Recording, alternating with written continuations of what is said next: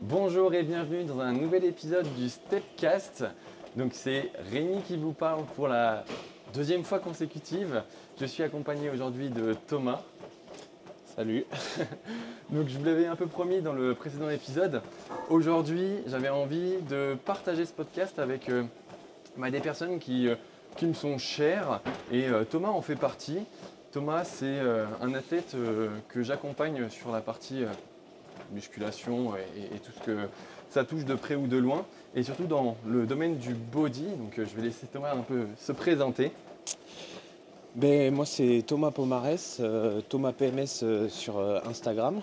J'ai 26 ans, je fais de la musculation depuis maintenant 6 ans et du bodybuilding en compétition depuis 2-3 ans. Voilà, donc moi ça me paraissait important d'inviter Thomas parce que vous avez pu suivre son aventure, notamment sur sa préparation pour les deux shows avec la WNBF France et Germany. Donc voilà, je crois qu'aujourd'hui, ce podcast, il est forcément pas que réservé à la musculation, il est là aussi pour permettre à des gens comme Thomas qui ont cette particularité de faire du bodybuilding pour justement vous qui écoutez ce podcast, peut-être vous identifier et peut-être trouver des points communs, des points de comparaison, parce que vous allez voir, le body dans la vie de tous les jours, c'est quelque chose qu'on peut transférer sur tous les champs possibles et inimaginables, notamment dans le domaine professionnel, parce que cette rigueur, cette discipline que Thomas avait pendant son show, il l'a toujours et du coup il s'en sert dans sa vie de tous les jours. Donc voilà, un invité Thomas donc pour représenter un petit peu son parcours de body. Tu disais que ça faisait 6 ans que tu faisais de la musculation. Est-ce que tu peux nous reparler un petit peu de tes débuts avant de commencer le podcast là? On a revu ensemble un petit peu ce qu'on allait aborder dans ce podcast, parce que c'est une première pour toi, Tout à fait, oui. pour le podcast. Donc c'est vrai que c'est toujours bien aussi de script quand on ne sait pas trop où on va. Donc on a fait un petit plan et la première chose, c'était de revenir sur tes débuts en musculation. Donc Thomas, je vais te laisser te présenter un petit peu sur cette partie-là. Alors déjà, ce qu'il faut savoir, c'est que moi je suis pas un sportif de base. Quand j'étais plus jeune, j'ai essayé pas mal de sports, tous les sports connus de base. Qu'est-ce que tu as fait? J'ai essayé du foot, j'ai essayé du tir à l'arc, du basket. J'ai fait de l'escrime pendant un bon moment. Après, j'ai souvent tir à l'arc et l'escrime, quand même, ça c'est pas commun. Non. Mais j'en ai fait d'autres, mais après j'ai oublié, mais j'accrochais vraiment pas tout ce qui était sport collectif. Après, j'ai pas mal suivi aussi mon père qui faisait beaucoup de sport sur des courses à pied ou du vélo.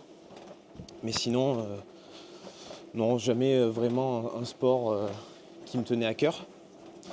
Et un jour, j'ai découvert la muscu il y a très longtemps. C'était au collège. Et je me rappelle que j'avais demandé à mon père si je pouvais avoir un peu de matos, parce qu'il en avait. Et du coup, il me l'avait filé. Sauf qu'à ce moment-là, la motivation n'était pas la même. Et je crois que ça m'était... j'avais dû tenir un mois à ce moment-là et tout avait pris la poussière. Ouais, on a tous un peu commencé comme ça, hein. Tu sais, quelques pompes, quelques tractions dans son garage, sur une espèce de barre qu'on va poser ça vite fait, des dips entre deux chaises, la méthode l'a fait, des choses comme ça. On a tous un peu commencé comme ça. C'est ça, exactement. Et donc c'est vrai que le temps passait et j'avais pris pas mal de poids. Et arrivé au lycée, j'ai eu l'opportunité d'aller à un moment accompagné de personnes à Basic Fit à l'époque.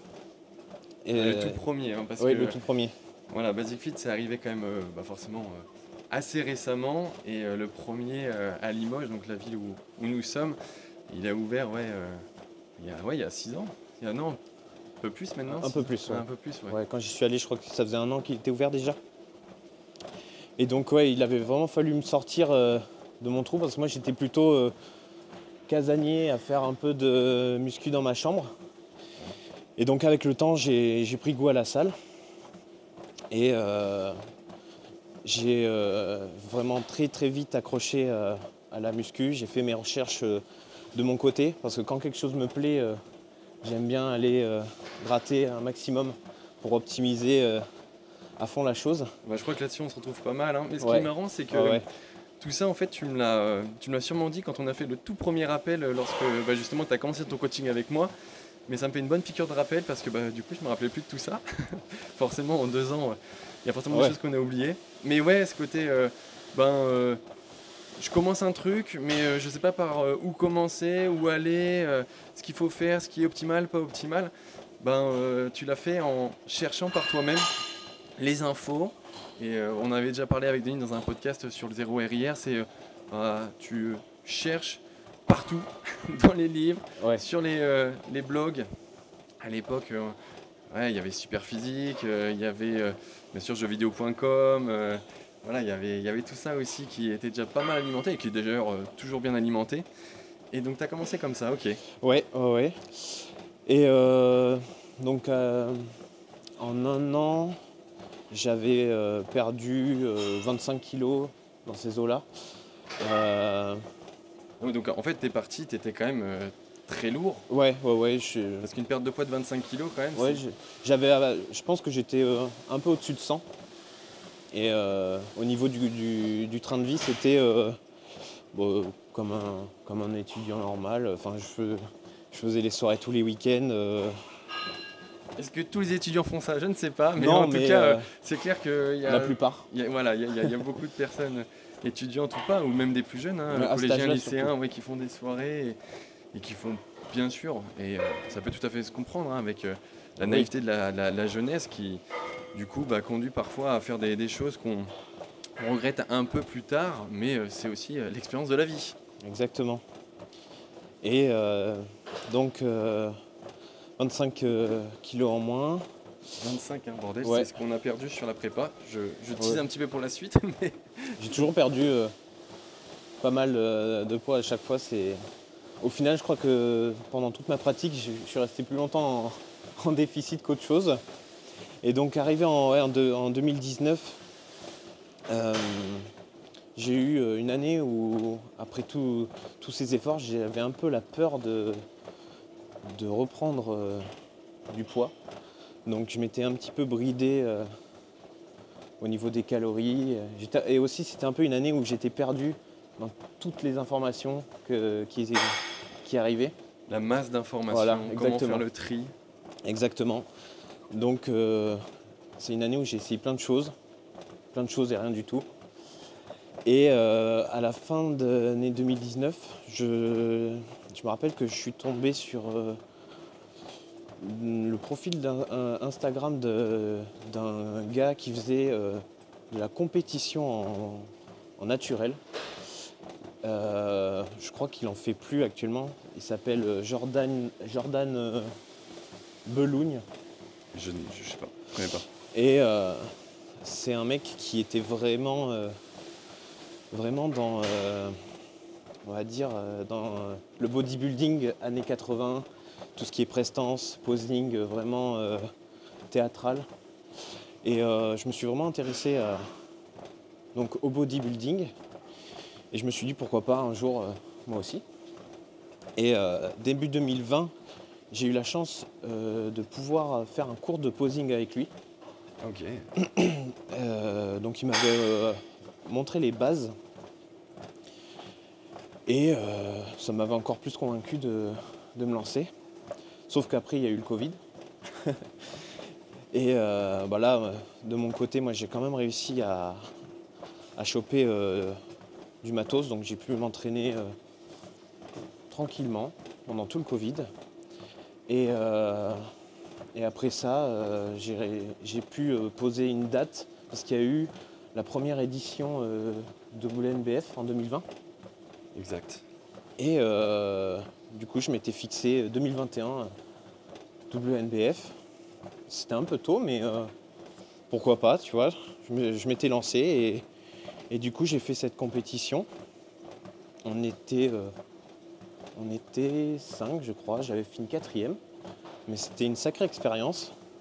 Et je le faisais surtout pour voir, on va dire, si j'accrochais vraiment à la chose. Parce que tu vois, c'est vrai que quand tu connais pas, tu peux dire que tu aimes. Mais si t'as pas essayé, parce que c'est assez spécial quand même. Tout le côté préparation, la rigueur, la discipline. Puis après, le fait d'être sur scène, c'est quand même assez spécial. Mais j'y ai accroché et après 2021, je suis allé vers toi et Il s'en est suivi, s'en du est coup, suivi après tout- une belle aventure on va détailler juste après. Je voulais juste rebondir sur 2-3 petites choses parce que les liens avec des personnes qui pourraient écouter ce podcast mais qui ne sont pas forcément pratiquantes en tant que bodybuilder, hein, c'est aussi de dire que la meilleure chose à faire, c'est d'essayer. Et toi, au départ, tu t'es intéressé à une discipline, le body, et t'es rentré pas par le côté physique, développement de la masse musculaire, mais plutôt sur le côté artistique de la chose, en fait. Ce exactement. qui t'a attiré, c'est vraiment le côté poseur, posing, le côté théâtral avec la musique. Et ça, vraiment, c'est un petit peu ta porte d'entrée dans la pratique du body. Exactement. Donc ouais, ça c'est vrai que, bon, pour ceux qui écoutent ce podcast et qui se posent la question du est-ce que ce que je fais aujourd'hui, ça a du sens, peut-être que pour le moment, vous n'arrivez pas à visualiser le but final, la version terminale de votre projet. Donc ça peut être n'importe quoi. Donc là, en l'occurrence, si on fait le parallèle avec ce que dit Thomas, c'est l'objectif, c'est bien sûr d'être un compétiteur compétitif sur des shows. Mais ce qui l'a fait démarrer, c'est ce côté de vouloir essayer. Et ça, je pense Exactement. que voilà, c'est un petit peu ce côté un petit peu de détermination que tu as présenté, du je teste, je vois, et après je verrai où ça me mène. Donc on s'était arrêté dans notre belle petite histoire au moment où tu t'es dit j'ai envie de prendre un coach. Vas-y, je te laisse continuer du coup. Exactement. Donc, alors, oui, en 2021, donc, j'avais déjà été suivi par le gérant de mon ancienne salle où j'étais avant. Et donc par la suite, on se connaissait depuis un petit moment. C'est ça, voilà, on s'était rencontrés dans cette salle de sport justement. Même avant. Même avant, à Basic Fit. Exactement, ouais. Ouais, putain, tu me rappelles des petits trucs là, remplis de nostalgie, c'est cool. Donc ouais, on s'était rencontrés avant, on s'était retrouvés du coup à Iron Gym à Limoges. Ouais. Et du coup, là, tu t'es dit, j'ai envie d'essayer avec toi. Exactement, parce que c'est vrai que même comme on disait à l'époque de Basic Fit, je te posais pas mal de questions, je me rappelle, et j'avais vu que qu'on était un peu pareil sur l'optimisation et tout ce qui était un petit peu la façon de voir l'entraînement. Et je m'étais dit, écoute, pourquoi pas aller le voir pour un suivi. Mais c'est marrant parce que c'est vrai que je m'en rappelle très bien de ça. En fait, on attire les gens qui nous ressemblent finalement. Exactement, ouais. Et Thomas, je me rappelle, bon, là je vais donner des petits termes techniques, mais bon, c'est pas l'objet, mais c'est dire que quand on était en salle de sport et là où on s'est rencontré avec Thomas, c'était quand on faisait des montages un peu particuliers sur les machines, du style, on bidouillait un petit peu, on met des élastiques, on met des poignées un peu particulières, etc. On utilise des petites charges additionnelles que, en fait, on ne trouve pas dans les salles de sport, qu'on est obligé d'acheter sur des sites, de ramener dans son sac à la salle de sport et du coup de les ajouter en plus. Donc en gros, on est un peu des fous de la musculation et donc forcément ça attire. Oui. Et donc voilà, c'est comme ça qu'on s'est rencontrés. Lui il fait des choses que je fais aussi. Il a l'air d'être intéressant ce mec là, je sais pas pourquoi. Et donc du coup on a commencé comme ça. Donc à Iron Gym, on se retrouve et là tu me dis écoute, j'ai envie de poursuivre mon objectif de compétiteur. Et donc, s'en est suivi. Voilà, bon, bien sûr, ça fait 2 ans qu'on travaille ensemble, mais on a commencé, on a regardé tout à l'heure, le 4 avril 2022. Et le premier show que tu as fait, la première compétition que tu as faite, c'était 4. Non, c'était pas un 4. C'était en octobre. En 2021 ? Ouais, C'était le 7 octobre, je crois. 7 octobre. Donc, ça, c'était sur Ouais. ta première compétition, mais qui Ouais. n'était pas avec moi. Oui. Et ensuite, on a commencé le suivi le 4 avril 2022 Ouais. ensemble. Et ta compétition à WNBF France, C'était en 2023, Voilà. en septembre, je crois. c'était fin Non, septembre. 27 septembre peut-être. Bon, je voilà, crois. c'était dans ces eaux-là, Ouais. fin septembre. Donc du coup, on a commencé à travailler ensemble à ce moment-là. Donc bien sûr, on n'attaque pas directement par un show. C'est-à-dire que Thomas, il n'est pas venu et il m'a dit, voilà, dans 2 mois, j'ai ma compétition, est-ce que tu veux me préparer ? Non, ça se passe pas comme ça. L'idée, c'était de te découvrir, de voir un petit peu comment tu travaillais, comment tu étais dans ton quotidien, et bien sûr d'améliorer tout ce qui englobait la musculation de près ou de loin. Parce que la première compétition que tu avais faite, ça n'avait peut-être pas encore cette rigueur que peut-être le coaching t'a apporté au niveau de la gestion de ton quotidien, de l'organisation au niveau de je dois gérer mes repas, je dois gérer mes pas, je dois faire des entraînements qui sont réfléchis. Avant, en fait, tu t'entraînais, mais comme tu l'as dit, peut-être un petit peu de manière hasardeuse. Exactement, oui. Avant d'être suivi, de commencer le suivi avec toi, c'est vrai que tout était un. Alors, il y avait quand même une base, mais c'est vrai que la régularité en dehors de l'entraînement, tout ce qui était step, diète, c'était, on va dire, un peu plus bancal. Ouais, je me rappelle, tu avais des connaissances, tu avais une Oui. structure au niveau de ta planification, juste tu te posais beaucoup de questions et tu avais besoin Exactement. d'avoir un son de cloche. Voilà. Et ça, c'est je pense aussi quelque chose que les auditeurs pourront peut-être extraire du...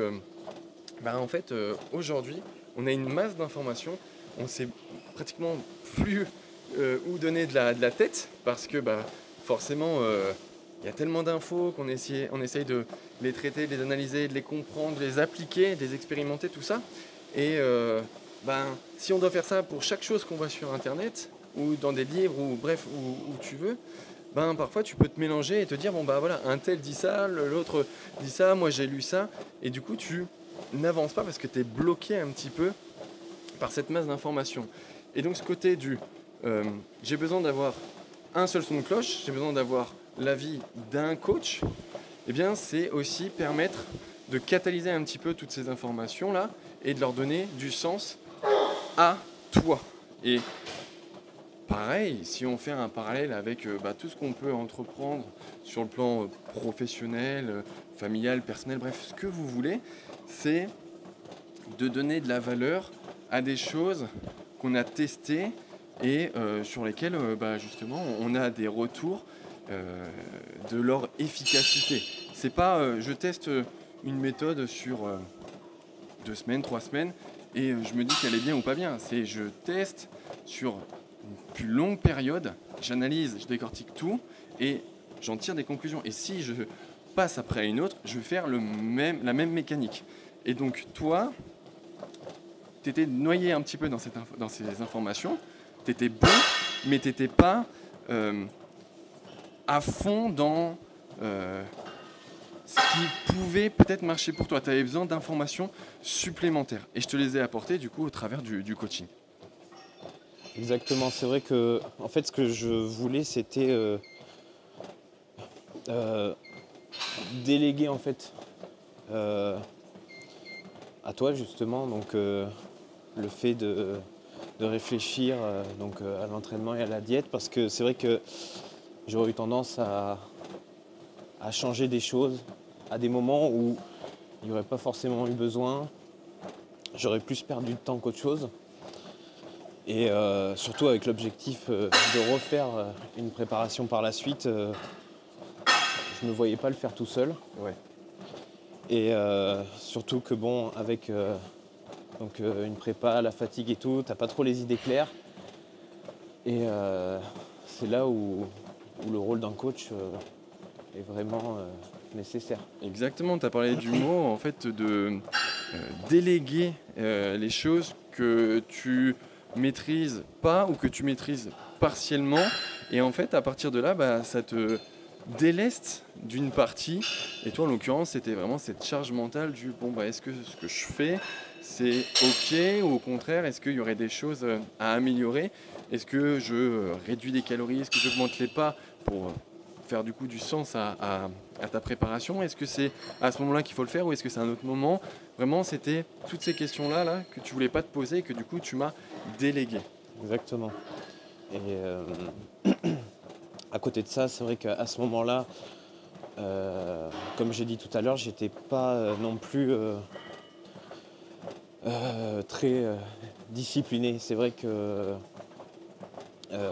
j'avais fait avant 2021 une prise de masse qui avait vraiment débordé, on va dire.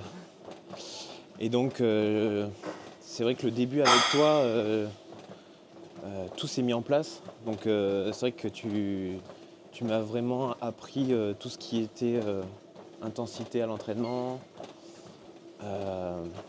les pas, petit à Ouais. petit. Le management de la fatigue, on y reviendra Voilà. après, mais en fait tout l'aspect organisationnel. Tout à fait. Et c'est vrai que c'est quelque chose que j'avais pas forcément avant, parce que quand tu regardes le nombre d'années, c'est vrai que c'était assez tôt dans ma pratique. Et il y avait besoin de tout ça pour tout ce que j'envisageais par la suite.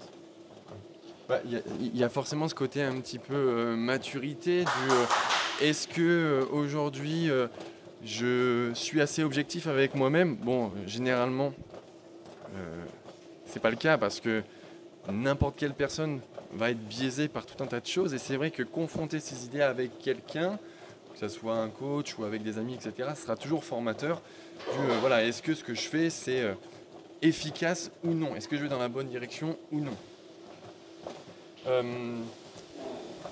Quand tu parles de gestion de ton quotidien, donc j'ai parlé de l'organisation, euh, comment elle était avant et comment tu t'es justement discipliné, parce que c'est le mot que tu as utilisé tout à l'heure, lorsque tu as commencé la prépa? Alors, au début de la prépa, donc c'est vrai que tout ce qui était organisation sur la journée, autour des pas, c'était pas encore ça, on va dire. C'était pas très régulier. Il y avait des jours où je pouvais être à 5000, d'autres à 10. L'eau aussi. Ouais. Je suis vraiment quelqu'un qui ne boit pas du tout. Et petit à petit, au fil du temps de la prépa, j'ai réussi, selon mon emploi du temps de la journée, à caler un peu de pas un petit peu partout. Et avec le temps, ça s'est fait tout seul. Mais c'est vrai qu'il y a des fois où, le soir à 20h, je pouvais avoir des fois 3000 pas. Et je me voyais aller marcher jusqu'à 1 heure pour tous les finir. Et je me suis vite rendu compte que ça allait être compliqué par la suite. Et au fil du temps, j'ai intégré des choses qui sont banales maintenant. En fait, à ce moment-là, j'allais au travail en voiture. Et le travail où j'étais avant est à 20-25 minutes à pied. Et donc ce que j'ai fait, c'est que j'y allais. Je me levais juste un peu plus tôt. Donc j'y allais à pied. À ma pause, j'allais marcher. Le midi, pareil, j'allais marcher. À la pause du soir, la salle de sport était à 10 minutes du travail et je rentrais à pied. Et donc au final, à la fin de la journée, tout était goupillé pour avoir le bon nombre de pas. Ben, je crois que avant qu'on rentre peut-être dans des données un peu plus factuelles, parce que je pense que ça illustrera bien ce que tu veux dire par rapport au management de ta dépense. Euh, Avant ta première préparation, il n'y avait pas toutes ces choses-là, du moins il y avait vraiment la partie entraînement, il y avait sûrement la partie nutrition aussi qui allait, mais il n'y avait pas tous les à côté au niveau de la gestion, au niveau de la gestion de ton environnement. Tu n'avais pas comment tu pourrais améliorer ton quotidien, ton espace autour de toi pour qu'il soit le plus propice à l'évolution de ton physique justement dans cette préparation.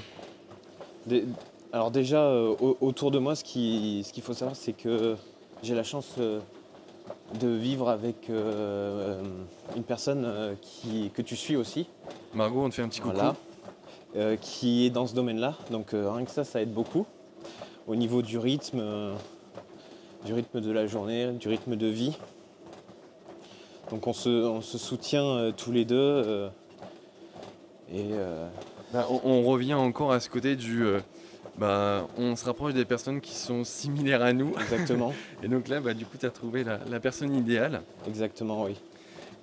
Et donc du coup, parce que là, on parle de ta première compétition qui n'était pas avec moi et après la deuxième qui était avec moi. Mais ce qui a vraiment changé, si j'ai bien compris, c'est quand même ton environnement en fait que tu as optimisé et justement rendu hyper confort pour que tu sois hyper à l'aise. Ça fait beaucoup de hyper dans ton quotidien en fait. C'était vraiment je sais où je vais puisque j'ai une compagne qui fait de la musculation et qui du coup comprend ce que je fais. J'ai un boulot qui est relativement proche de chez moi et du coup je vais y aller à pied, je rentre à pied, pendant mes pauses je marche, en fait dès que je peux je prends les escaliers, Exactement, ouais. etc. Enfin voilà, tu t'es discipliné pour te dire ok, ce que j'ai aujourd'hui, il est moulé un petit peu sur mesure à toi et donc il est hyper propice à ton évolution physique. Totalement. Et puis avec le temps aussi, la rigueur, tout évolue de toute façon. Et pareil, l'envie d'aller plus loin dans l'objectif. Et c'est vrai que c'est vrai que le physique a quand même bien évolué. Il en avait besoin et je le savais de toute façon quand je suis venu vers toi. Et donc de voir la tournure que ça prenait, on va dire que ça me motivait encore plus et à faire encore plus d'efforts. Ouais. Et en fait, tout en découle. Ce côté quête de l'objectif, tu t'es dit, avec la prise d'un coaching, le fait d'avoir une deadline, parce que du coup forcément en prenant le coaching, il y avait cette idée de je veux refaire une compétition, donc il y avait les échéances, et donc on a construit ensemble cet environnement pour qu'il soit le plus propice, que tu continues bien sûr de faire ton travail. Oui, L'idée, c'était pas non plus de tout casser la dynamique. Au contraire, c'était de s'adapter. Justement, tout à l'heure, je parlais du moule. En fait, tu t'es moulé ton environnement à toi-même, mais en fait, c'est pas vraiment ça. C'est toi qui t'es adapté à ton environnement, justement, en mettant en place des éléments concrets pour qu'il soit propice. Voilà, je parlais de ce côté un peu hyper propice. C'est le cas, en fait. Tu as mis en place des éléments pour que tu sois rapide et efficace. exactement. C'est vrai que même pour tout ce qui est nourriture et tout ce qui est, on va dire, préparation, c'est quelque chose qui au début n'était pas forcément à 100%. Mais tu te retrouves vite obligé de le faire parce que sinon après il suffit que tu te retrouves coincé à un moment donné et tu sais plus quoi manger. On va dire, imaginons au début je venais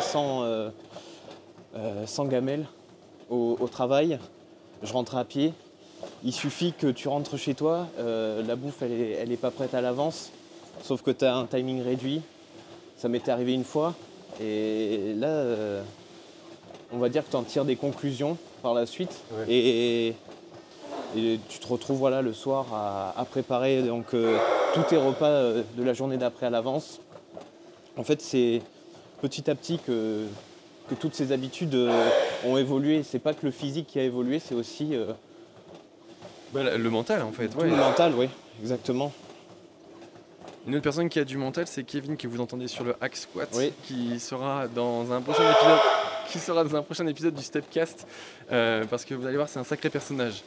Voilà, donc il est en train de faire son hack squat là, c'est assez puissant et assez beau à voir même. Donc voilà, on parlait du coup de l'aspect mental du quotidien, dans le sens où tu as évolué, bien sûr physiquement, Oui. tu as évolué dans tes habitudes, mais surtout dans ta mentalité à te dire ok, je peux le faire quoi. Je peux le faire, je suis capable de faire les choses.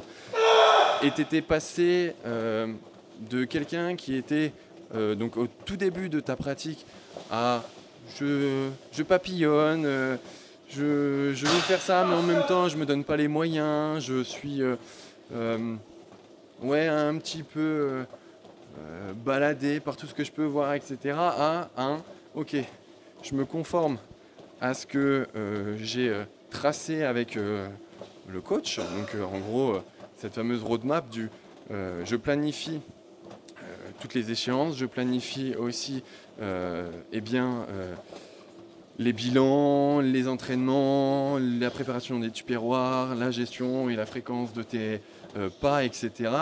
Tout ça, en fait, ça s'est incrémenté au fur et à mesure dans tes habitudes. Et maintenant, au départ, c'était peut-être difficile pour toi. Et maintenant, c'en est presque facile. Maintenant, tout est ancré vraiment dans mon quotidien. De toute façon, à plus tu fais quelque chose, à plus la chose devient banale. Maintenant, tous les pas sont faciles, la diète à tenir. C'est vrai qu'avant, je pouvais facilement avoir plusieurs écarts par semaine. Maintenant, j'arrive à mieux gérer. Tu arrives à faire toujours ces écarts, mais Voilà, par contre, en manageant ta journée ou en manageant ta semaine, exactement. en faisant varier d'autres variables, pour peut-être donner des éléments un peu plus factuels justement sur tes pas, parce qu'on parle tout à l'heure de tes pas où tu étais dans une idée de fréquencer. Pourquoi tu les fréquençais Pourquoi je l'ai fréquencé pendant la... pendant la prépa? Ouais, Pendant tu peux le dire parce que t'en avais pas juste 5000 à faire. Alors ouais, à un moment donné, je crois qu'on est arrivé pendant un mois à 20 000. On est même monté à 22 500. Voilà. Et c'est vrai que quand 3 mois avant, j'étais, on va dire, en sueur, quand je voyais 10 000, quand j'ai vu 22,5 au début, c'est vrai que ça m'avait un peu fait peur. Mais de toute façon, pas le choix. En C'est prépa, C'est ça, pas le choix. Voilà, Et puis pas le choix. forcément, il y a ce côté du le travail, il n'est pas fait que dans un sens. C'est pas moi qui dis à Thomas, faut que tu fasses ça, faut que tu fasses ça. Non, il y a sûr. toujours un travail collaboratif du qu'est-ce qu'on fait quoi. Est-ce que tu dois mieux augmenter tes pas? Est-ce que tu dois mieux bouger tes calories? À quel moment tu voudrais qu'on réduise les calories? Comment toi tu gères tes pas, etc. Donc on essayait d'évaluer à chaque fois, c'était du sur-mesure, hein. C'est tout l'intérêt aussi du suivi, mais c'est de se dire ok, au vu de la situation actuelle, le mieux c'est sûrement d'augmenter, je sais plus, hein, mais d'augmenter de 2500 pas ou de 2000 pas, etc. Et tout ça en fait c'était un travail qu'on a mené de front tous les deux parce que t'es pas une machine. Hein. T'es une machine parce que t'es balèze, hein. T'es une machine de guerre à la salle de sport, mais t'es pas un robot qui n'a pas de sentiments, qui ne ressent pas la fatigue, qui ne ressent pas la difficulté. Et donc c'est là aussi où le coach a ce rôle de ok, à moi de proposer, je dis bien proposer, des solutions qui pourraient matcher avec le quotidien de la personne. Exactement. Et c'est vrai qu'à ce moment-là, alors je me rappelle pas trop la raison pour laquelle on était monté à ce moment-là. Alors moi je les ai les raisons, Ouais. c'est clair que quand on fait une prépa, on cherche in fine à être le plus sec possible. Et donc forcément, quand on est dans cette démarche de perdre du poids pour être sec, eh bien, il va falloir perdre ses kilos. Et comment on les perd? Eh bien, on les perd en variant sa dépense, en variant ses apports. Et tout ça, on arrivait à des stades où on se posait la question du ton poids stagne, on n'a pas vraiment de signe de fatigue à l'entraînement, ça fait suffisamment longtemps, on a des données qui nous disent qu'aujourd'hui, sur les dernières infos partagées, tu es OK pour accueillir à nouveau une réduction de tes calories ou une augmentation de tes pas, eh bien on le fait. Et donc ça, en fait, ça arrive forcément au cours de ta prépa parce que tu passes pas de 99 kilos pour le début de ta préparation à, sur scène, 72. à 72 kilos. Donc forcément, on ne passe pas de 99 à 72 en claquant des doigts. Il y a forcément des moments où il faut resserrer la diète, il faut jouer sur la dépense, il faut manager la fatigue, bref, toutes ces choses-là. Donc là, c'est des données qui sont assez techniques pour les personnes qui sont peut-être pas assez expérimentées dans le domaine de la musculation. Mais ce que vous devez en retenir, c'est que dans un parcours, peu importe en fait ce que vous entamez, il y aura des moments où ça sera difficile et vous allez devoir faire des choix. Alors les choix qu'on pourrait faire en comparant avec la pratique de Thomas sur le body, pour lui c'était de varier sa dépense ou d'augmenter, de diminuer ses calories, etc., de manager tout ça. Et bien quand vous avez un projet, ça va être aussi de justement questionner, manager et pourquoi pas, comme tout à l'heure, déléguer des éléments que vous ne maîtrisez pas à des personnes qui sont compétentes. Je sais pas, on pense souvent quand on travaille qu'il y a des choses qu'on peut faire, mais au bout d'un moment, il y a des choses qu'on ne peut plus faire, ou du moins qu'on n'arrive plus à encaisser. Je vais prendre mon expérience sur le coup. Aujourd'hui, je suis plus en mesure de, par exemple, gérer mon site internet ou de gérer, par exemple, la newsletter que j'ai en continu chaque semaine. Et donc, forcément, je la délègue. Je la délègue partiellement, mais c'est des choses que je ne peux plus maîtriser et que du coup, c'est des choses que je peux faire ou donner à quelqu'un. Et donc c'est ce que tu as fait, c'était du coup récolter les données pour ta part, c'était de dire voilà tout ce que j'ai pu récolter au niveau des informations, au niveau de mes pesées, au niveau de notre document partagé. Et justement, moi j'étais là pour te dire la meilleure solution c'est de faire ça, ou de faire ça, ou de faire ça, ou de faire ça encore. Exactement, et c'est vrai que pour en revenir à cette période avec les 22 500 pas, je me rappelle que de toute façon, tu m'avais donné le choix, comme tu as dit. Et c'était encore assez tôt dans la prépa. Et c'est vrai que je suis un gros mangeur. Et j'avais préféré réorganiser un peu plus ma journée. J'avais, on va dire, analysé un petit peu une journée type. Et j'ai juste débloqué, on va dire, par-ci par-là des créneaux où j'ai pu caler mes pas. Alors bon, ça n'a pas été non plus facile parce que 22 500, ça reste quand même une bonne cadence. Ouais, en termes de durée, alors tout dépend de votre intensité de marche, combien vous faites de pas à la minute, bref. 22 500 pas pour toi, ça représentait combien d'heures? Tu as une idée? Je te prends au dépourvu en plus. Peut-être, je dirais plus de 2 heures. Ouais, 2 heures, plus de 2 heures. Ouais, plus de 2 heures, je pense. Tout en partant d'un boulot qui était sédentaire. Voilà, J'étais assis toute la journée, donc c'était un travail de bureau.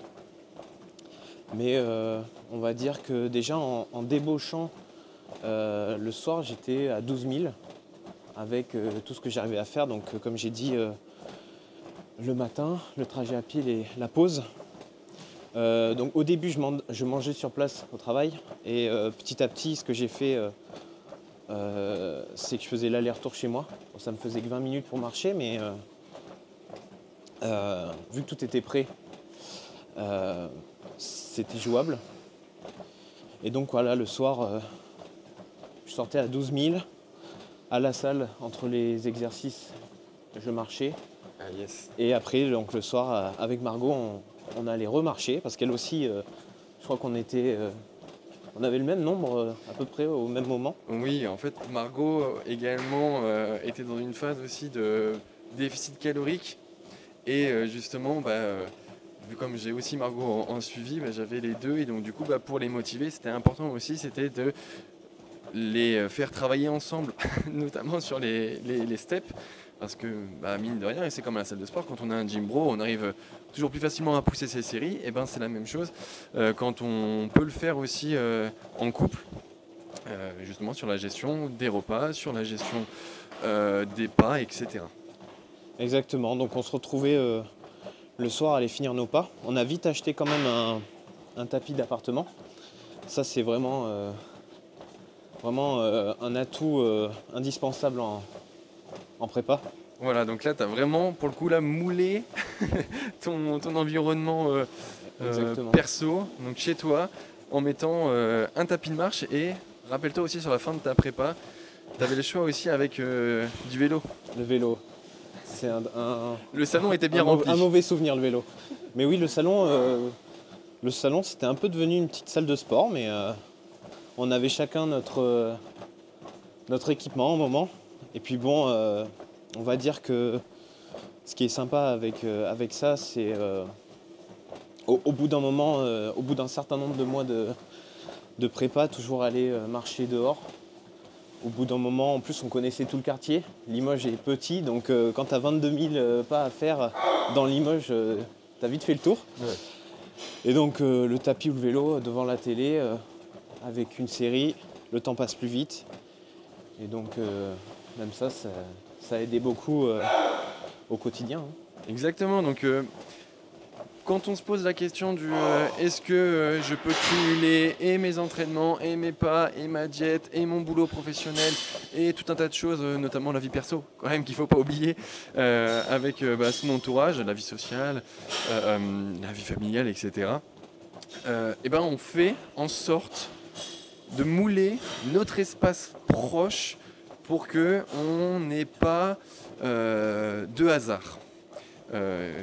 Effectivement, les pas, donc tu sortais de chez toi très bien, mais au bout d'un moment, et puis même parfois quand tu es en prépa, t'as pas le choix, il faut que tu puisses faire tes pas, step, pour faire le petit clin d'œil, il faut faire tes pas, peu importe la situation, qu'il pleuve, qu'il neige, qu'il vente, tu t'amuses plus en prépa à te dire ok, là je peux faire mes pas, je vais pas faire des tours d'appartement, donc tu investis. Donc tu fais venir le confort chez toi, bon, en le payant bien sûr, mais tu t'organises de façon à ce que le confort vienne à toi et que du coup tu ne sois plus dans des situations stressantes du ah putain, ils annoncent de la flotte à 18h et puis en fait tu te rends compte qu'il pleut pas juste des petites gouttes, que ça tombe fort et que tu n'as pas d'autre choix. Donc à part faire des petits tours dans les endroits où c'est un peu abrité, tu profites pas de tes steps et puis en plus de ça ça fout le moral à zéro d'aller faire ses steps quand il pleut. Ouais. Donc c'est clair que quand on peut faire venir le confort chez soi, on le fait. Exactement. Et puis tomber malade en prépa, c'est, on va dire, à éviter. T'étais tombé malade ? Je me rappelle plus. Non, justement. Ouais. Mais alors, ça c'est encore autre chose, mais j'avais fait tout pour ne pas tomber malade. J'avais gardé mon sweat un sacré moment, même en été, un peu faible, dès qu'il y avait un peu de clim dans les bureaux. J'ai gardé mon sweat pour éviter de tomber malade parce que bon, c'est vrai que c'est pas très rigolo déjà qu'on est affaibli plus. Exact, ouais, exact. C'est sûr que quand on fait une préparation pour une compétition, il y a des choses où le fun il est meilleur ailleurs quoi. Exactement. Après le début, on va dire que le début passe encore. Yes.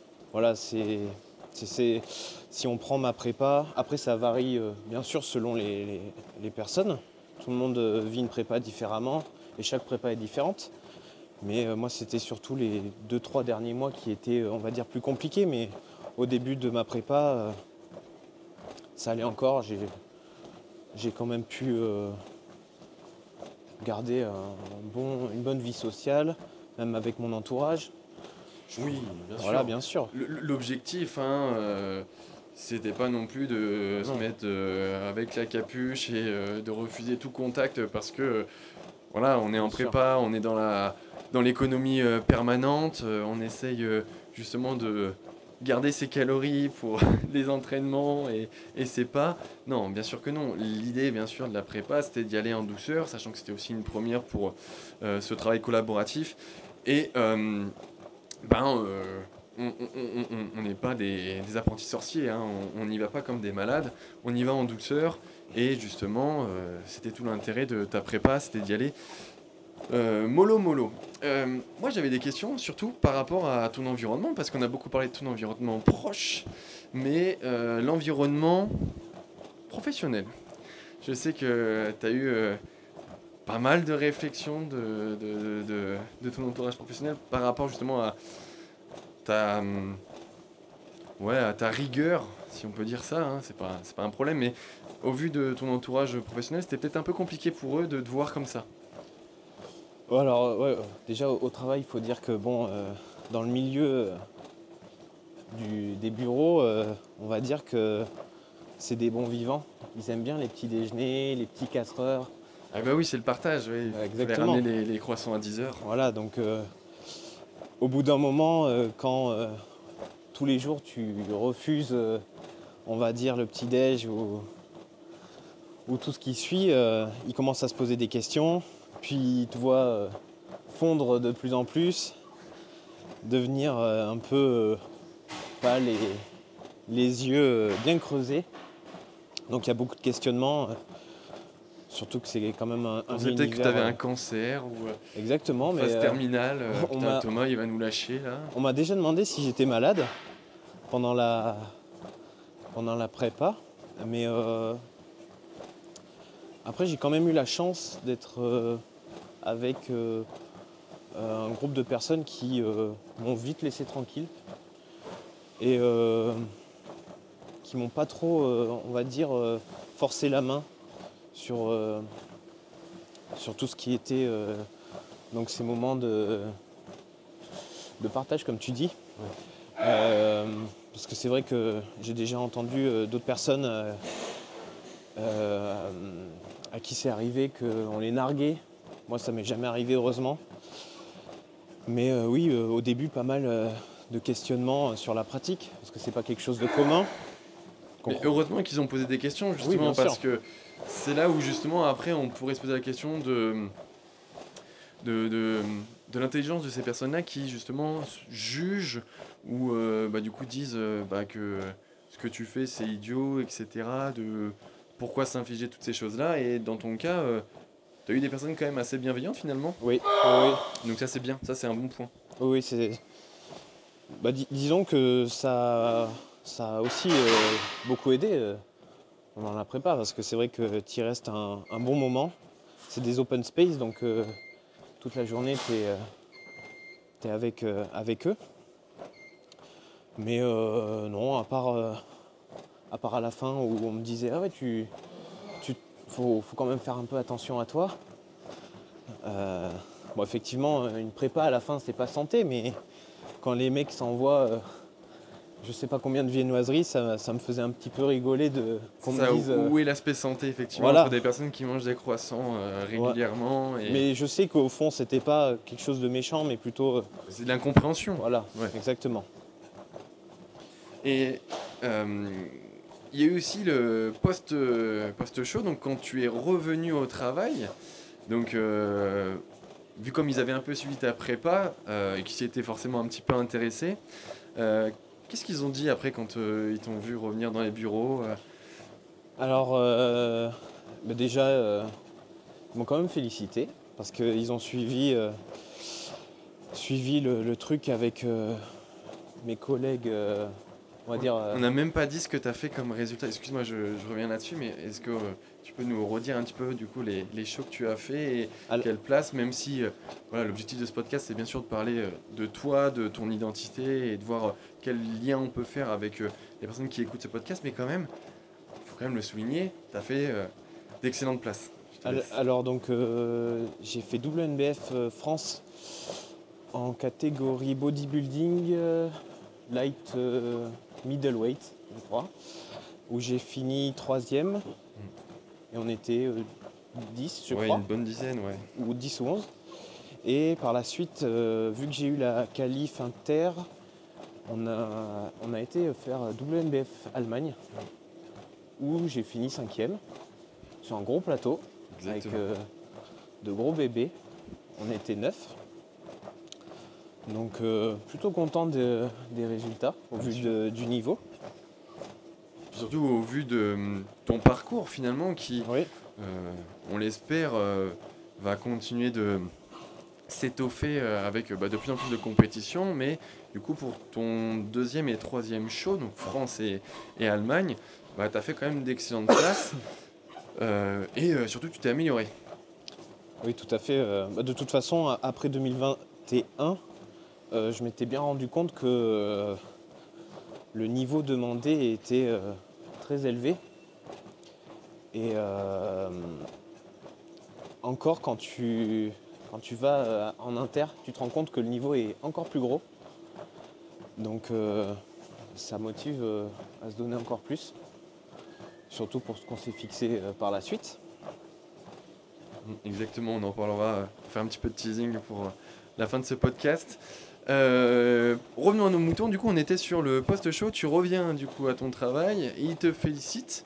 Voilà, donc ils m'ont félicité parce qu'ils avaient eu un petit peu des échos de ce qui s'était passé et ils pensaient que j'allais pouvoir repartir de plus belle comme eux, mais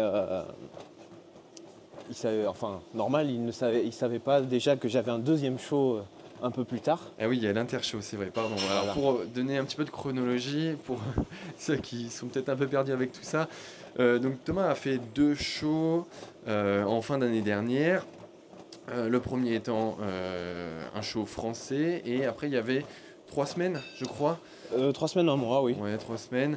Et du coup, après, tu avais un autre show qui arrivait, donc l'Allemagne. Voilà. Ouais. Et donc, voilà, il y a cet intershow.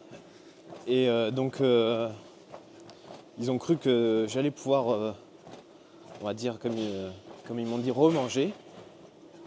Or, c'était pas du tout le cas, parce qu'on a encore plus causé. Et les 3 semaines en intershow, ça a été les pires semaines de toute la prépa. Vraiment là, je crois que je me suis rarement vu aussi faible. Ça a été très très compliqué, mais...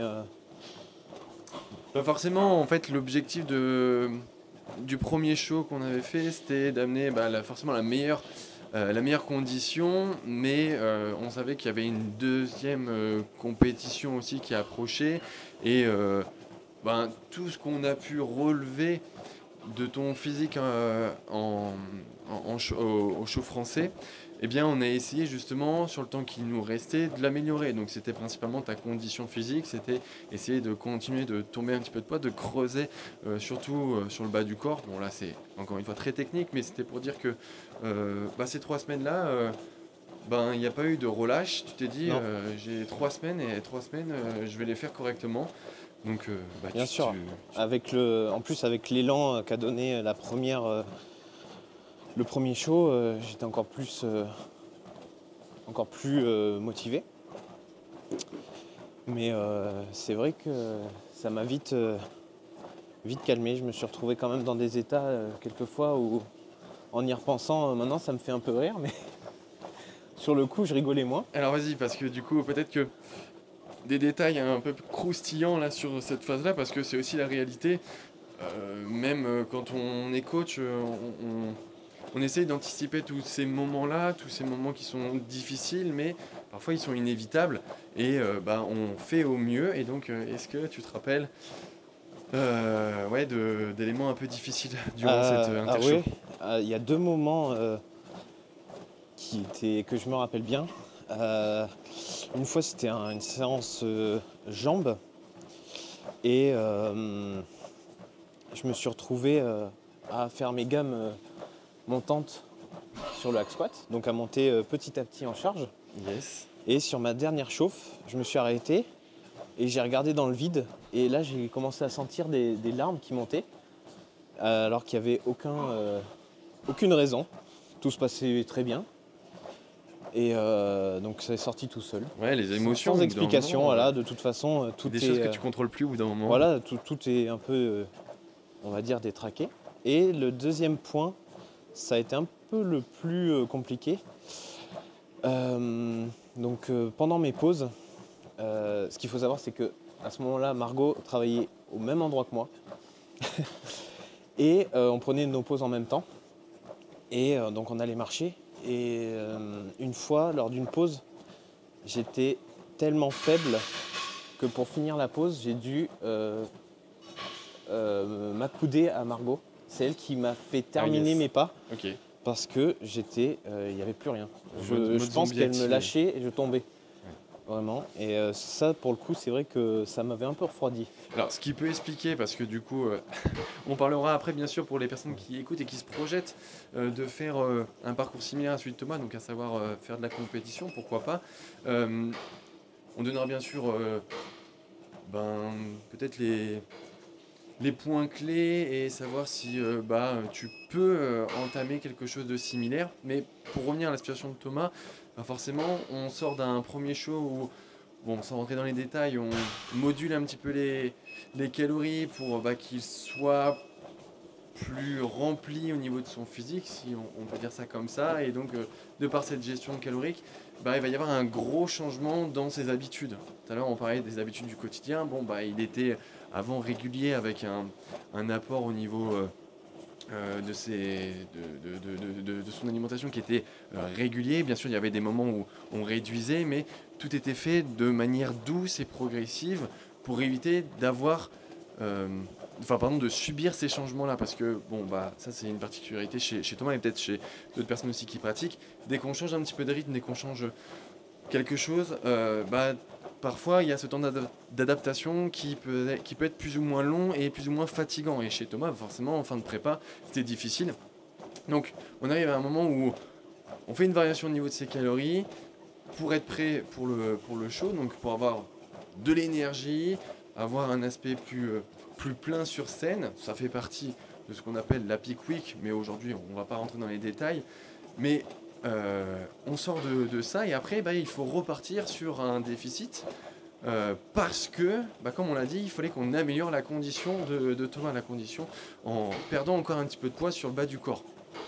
Parce que il manquait un petit peu de définition au niveau des fessiers et des ischios pour être précis. Et donc forcément ce changement-là radical, Thomas il l'a pas bien apprécié, ce qui est normal, hein. Comme tout changement, je l'ai dit, ça peut avoir des répercussions un peu difficiles. Et c'est ce qui t'est arrivé.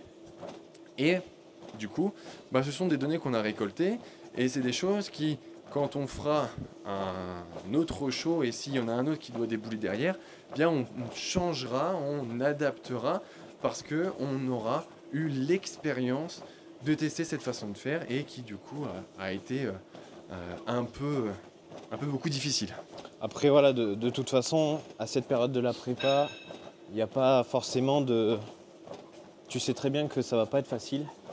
Donc tu acceptes ces moments et de toute façon tu sais que d'ici 2 semaines tout est terminé et qu'après ça ira mieux, donc tu fais le taf et puis voilà. Mais c'est vrai que quand ça te tombe dessus sur le coup, ça fait bizarre. C'est clair, hein, il faut être réaliste, hein, on n'a rien sans rien et justement là on avait besoin d'aller chercher encore plus et donc on n'avait pas beaucoup de temps et d'ailleurs on l'a fait, hein, pour ceux qui se posent la question, mais on a réussi à perdre encore du poids pour être encore mieux pour le show en Germanie. Alors bien sûr le plateau était différent, mais la condition physique de Thomas était bien meilleure, mais on n'a rien sans rien, hein, ça c'est clair que le coût de l'effort ici, il a été multiplié par 10, mais parce que aussi Thomas était dedans, quoi. Il se disait, comme il l'a dit, 3 semaines à tenir, après il y a le show, et puis après c'est finito, quoi. Après on rentre à la cabane, et puis on va pouvoir reprendre un rythme totalement différent, où ça sera plus agréable au quotidien, etc. Enfin, du moins, ce changement de rythme-là, dont on a parlé tout à l'heure, il va être fait dans un sens où justement tu vas pouvoir respirer, souffler par la suite. Et justement, oui, c'est même cet aspect de cette pratique, c'est quelque chose qui me plaît parce que je pense que c'est dans les moments un peu de difficulté et de faiblesse où tu vois vraiment le vrai visage de quelqu'un. Tu vois vraiment un petit peu sa personnalité et la façon dont il gère ces moments de difficulté. Au moins, c'est là où tu peux voir Ouais, à quel point il en veut. Le vrai visage de la Voilà, personne, finalement. exactement. Ouais. Tu vois à quel point il en veut et justement de pouvoir en sortir vainqueur. C'est ça que je trouve beau. Tu vois, tu en ressors grandi, tu as grandi dans ta pratique, tu t'es dépassé. Bah, cette notion d'accomplissement, Voilà, tout à fait. exactement. Ouais. Donc c'est vraiment quelque chose aussi qui me plaît dans cette pratique. Ouais, il y a ce que j'ai dit tout à l'heure à Denis qui montrera à nouveau ce podcast.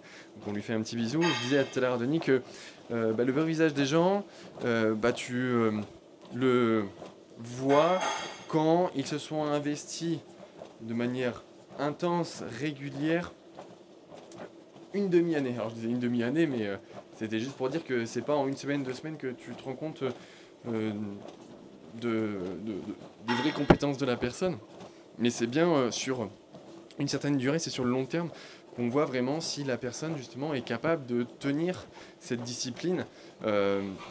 Oui, on parle souvent de la discipline, de cette notion de rigueur, de faire les choses quotidiennement, mais en fait ce qui en découle c'est plutôt le côté habitude. Moi c'est plus côté habitude que j'aime dire, c'est que si tu es capable de faire ça pendant une demi-année, tu es capable de le faire encore plus longtemps parce que tu as passé les 6 mois et du coup tu es en mesure de te dire que tu as fait ça sur une assez longue période pour te dire que peu importe la situation, tu as déjà fait ça et c'était pas juste sur un coup de tête, mais sur une durée quand même qui inscrit ce côté d'accomplissement. Exactement, et puis à plus les années passent, à plus donc dans la pratique, quel que soit le sport, à plus tout devient, on va dire, facile. Les habitudes se sont ancrées. Et de toute façon, on va dire que c'est quelque chose qui récompense cette assiduité. Et on va dire à la fin tu en ressors grandi parce que ça donne du sens à voilà, ta vie. Exactement. Tu te dis qu'aujourd'hui, si tu as fait ça pendant une prépa, donc 4, 5, 6, 8, 1 an, peu importe la durée, si tu as fait ça pendant suffisamment longtemps, c'est quand même quelque chose que tu peux cocher et qui s'inscrit un petit peu dans ton palmarès de vie. Voilà. Et donc, tu te dis que si tu as fait ça, tu seras capable de faire des choses encore plus balèzes. Et donc, c'est l'échelle de la vie, quoi. Ça te permet de connaître la valeur de l'effort.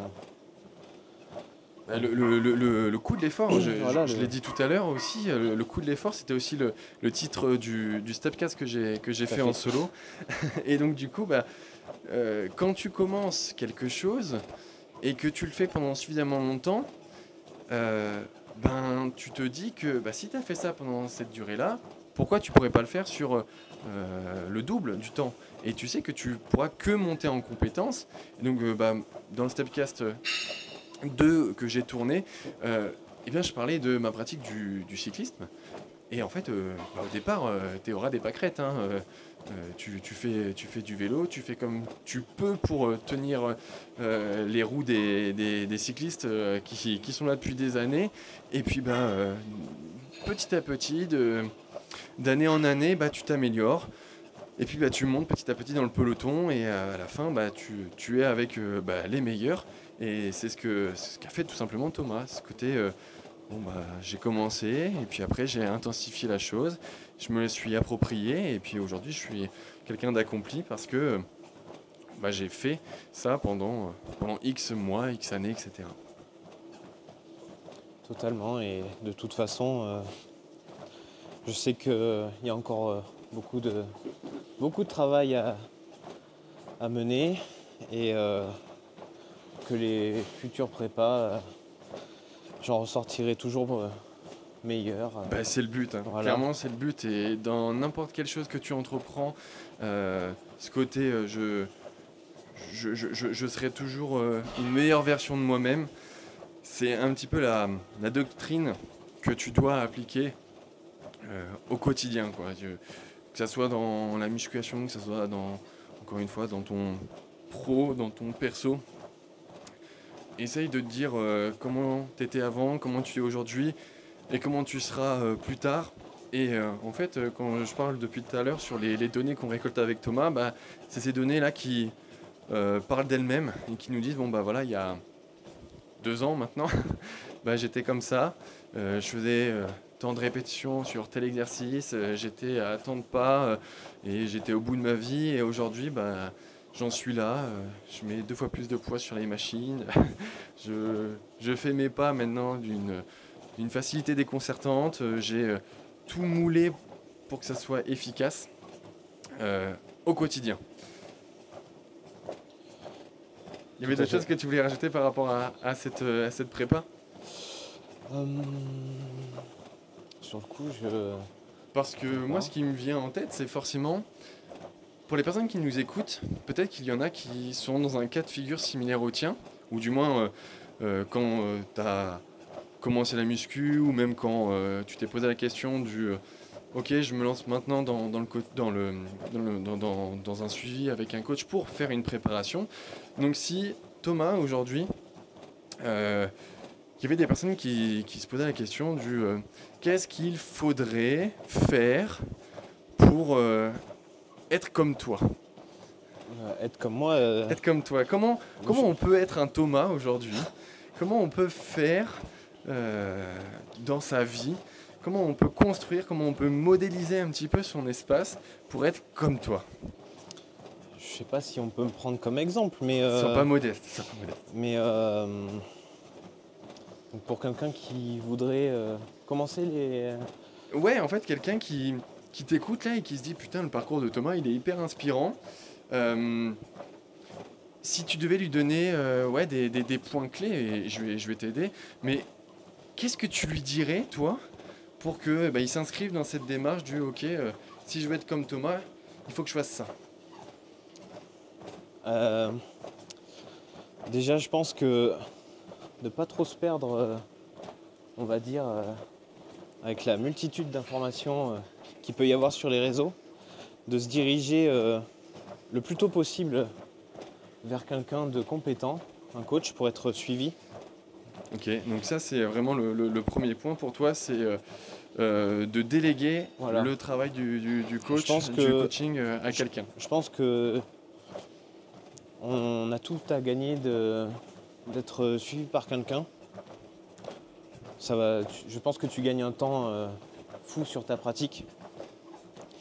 Et puis aussi, alors après pour l'aspect compétition, voir si on est vraiment prêt à le faire. Parce que c'est vrai que j'entends souvent des gens, même récemment quelqu'un qui avait peu de mois de pratique, vouloir se lancer dans une compétition parce que il trouvait ça fun. Ouais. Mais c'est vrai qu'une compétition, une prépa, c'est pas fun. Et je pense que il faut s'en rendre compte. Il faut quand même essayer pour s'en rendre compte, se faire une idée. Mais je pense aussi attendre un peu plus que ce que j'ai fait. Je pense que je me suis lancé un peu assez tôt. Et j'aurais pu commencer avec plus de bagages derrière moi, on va dire, mais je regrette pas. Voilà, c'est ça, c'est le côté du ok, peut-être que si j'avais fait autrement, j'aurais eu un physique différent sur scène, mais est-ce que le côté expérience, le côté ce que j'ai fait, ça m'a permis de voir un petit peu à un instant T à quoi je ressemblais et ce sur quoi je devais travailler pour m'améliorer. Exactement. Et je pense que après, revoir un petit peu son organisation, c'est le plus important. Donc je disais l'organisation qui est vraiment le plus important parce que tu peux vite te laisser déborder et te trouver plein d'excuses. Ouais, ça c'est vraiment le point central, je pense, de ce podcast. Voilà. Et ceux qui nous écoutent, je pense, ont bien cerné ce côté du ne trouve pas d'excuses, organise-toi. Si tu te dis, ou si quelqu'un te dit que il faut que tu fasses tant de pas, que tu manges tant de calories, etc. Et c'est à toi de t'organiser en avance, de te dire ok voilà, j'ai une pause où là je peux aller marcher, là j'anticipe mes repas pour 1, 2, 3, 4, 5 jours. Voilà, je dois mettre en place toutes les choses qui vont m'apporter des éléments de progression dans mon quotidien et ça doit passer peu importe la situation. Voilà.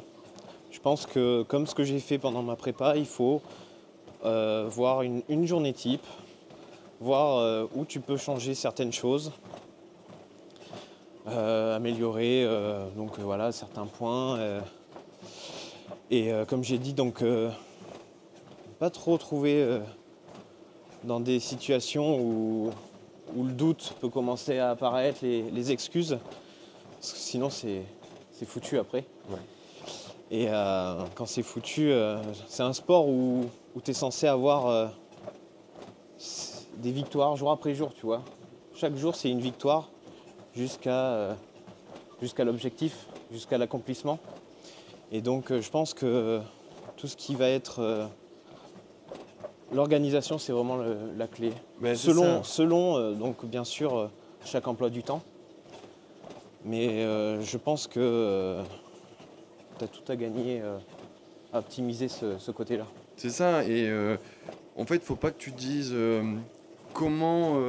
Bien sûr qu'il faut que tu dises comment je vais faire pour m'organiser, mais il ne faut pas que tu te poses la question du et si j'y arrive pas, quoi. T'as pas à te poser la question de et si j'y arrive pas, qu'est-ce que je dois faire? Non, tu dois te dire je vais faire tout ce que je dois faire et tout ce qui devra en découler, donc le comment, c'est l'organisation. Il y a aussi un élément peut-être que tu as dit là et que je trouve hyper intéressant, c'est le côté de tu sais que tu es dans un processus qui fonctionne et ce côté apprécier les résultats, c'est un point hyper important. En fait, je sais que je vais dans la bonne direction parce que mon physique bouge, parce que mon mental aussi bouge, parce que je sens que au vu de ce qu'on s'est fixé en termes de deadline, on est dans la bonne direction. Voilà, toutes ces choses-là, c'est des choses qu'on avait calculées pour la prépa de Thomas. Notamment, voilà, faire des estimations sur ses points, ses différentes pesées en fonction de l'avancée de sa prépa, et te dire, voilà, là, on coche en fait ce qu'on avait prévu, et donc on va dans la bonne direction. J'ai mon tapis qui s'est arrêté, je vais le relancer, et je pense qu'on arrive à la fin de ce podcast. Thomas, merci en tout cas d'avoir partagé ton point de vue, ton expérience. Comme j'ai dit, pour moi, le Stepcast, c'est avant tout aussi donner la parole à des personnes qui sont dans notre entourage avec Denis et qui ont ce côté un petit peu atypique. Et Thomas en faisait partie parce que forcément, comme vous l'avez pu l'entendre, il a fait quelque chose d'incroyable et bien sûr, il va continuer. Donc peut-être que pour finir et conclure, quelles sont tes prochaines échéances? Vers quoi tu te diriges? Alors, on se dirige, parce qu'on peut dire le on, comme c'est un travail collaboratif. Alors, pour le moment, je serais bien fixé sur 2026. WNBF, comme d'habitude. C'est vraiment la fédération que j'apprécie et où je me retrouve. Donc il faudrait voir peut-être WNBF Belgique, France, voir comment ça se passe sur ces shows pour organiser la suite. Mais je pense que d'ici 2 ans, parce qu'il y a encore pas mal de travail, Et la prochaine fois, on aimerait viser plus haut que la 3e place. Bon, forcément, Thomas, il est très modeste et du coup, il a du mal à apprécier ce que je disais tout à l'heure, apprécier les résultats. Et en fait, le physique qu'a Thomas, forcément, il est perfectible et c'est vers quoi on veut tendre. Mais aujourd'hui, Thomas a un putain de physique. Je te le dis aussi devant cette caméra pour que tout le monde soit témoin. Mais Thomas est toujours en quête de perfection et il a raison. Et aujourd'hui, le physique que tu as, mon gars, il est quand même insane et on a vraiment bien sculpté ensemble. Et bien sûr qu'on va continuer de l'améliorer, mais voilà, accepte aussi de voir que ton physique aujourd'hui, il est insane. Donc voilà, donc des projets pour 2026. On verra si tu ne perds pas patience. Oui. Parce que forcément, 2026, c'est pas tout de suite. Oui, non. Donc il y a toujours ce côté la durée, surtout quand on fait des compétitions, ce côté il faut attendre parce que c'est pendant cette période de off-saison, on appelle cette période où justement les athlètes vont avoir un programme d'entraînement où ils vont être sur quelque chose de plus raisonnable, moins drastique que quand on fait bien sûr une sèche. Et justement, pendant cette période de off-saison, c'est là où les gains musculaires vont se décupler parce que en période de sèche, en période de déficit calorique, c'est plus difficile, surtout à un niveau aussi avancé que celui de Thomas. Donc voilà, c'est sûr que c'est bénéfique, mais c'est ce off-saison très long et ça peut être un peu difficile au quotidien et avoir des moments de putain, c'est long, est-ce que je pourrais pas faire une petite compétition ou me faire un challenge au niveau de mon cut, est-ce que je pourrais pas réduire un petit peu mon poids, etc. Bon, bref, ça c'est des choses où on parle plutôt d'adhérence, mais un off-saison, ça peut être très long pour certaines personnes. Et pour toi, c'est plutôt bien parti, mais bon, je reste quand même attentif à tout ça. À voir comment l'année va être fructive, mais je pense que 2025, je vais le laisser à Margot Oui. pour l'accompagner cette fois. Et moi, ce sera plutôt dans 2 ans, je pense, voilà, malgré tout.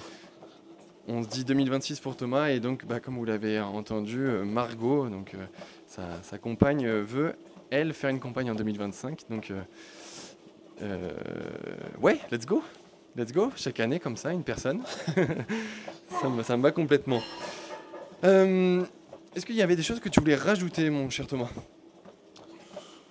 De mon côté, je sais pas, c'est selon toi. Non, j'ai l'impression qu'on a fait un peu le tour. On a fait un bon petit tour. Dans tous les cas, continuez ou pas, parce que peut-être que vous ne connaissiez pas Thomas, mais dans tous les cas, allez l'encourager sur sa page Instagram que tu as donnée tout à l'heure. De toute façon, ça sera en lien dans la bio de ce podcast.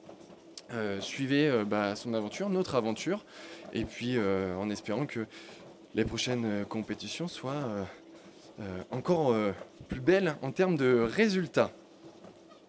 Merci d'avoir écouté ce podcast. Merci Thomas encore de ta venue. N'hésitez pas à soutenir le Stepcast en mettant une étoile. Enfin, non, pas une étoile, 5 étoiles sur Spotify, n'en mettez pas une s'il vous plaît, Denis va me tuer. Et continuez aussi de commenter sur YouTube et nous dire si ce podcast vous a plu. On vous dit à très bientôt et bon courage. Ciao. Salut.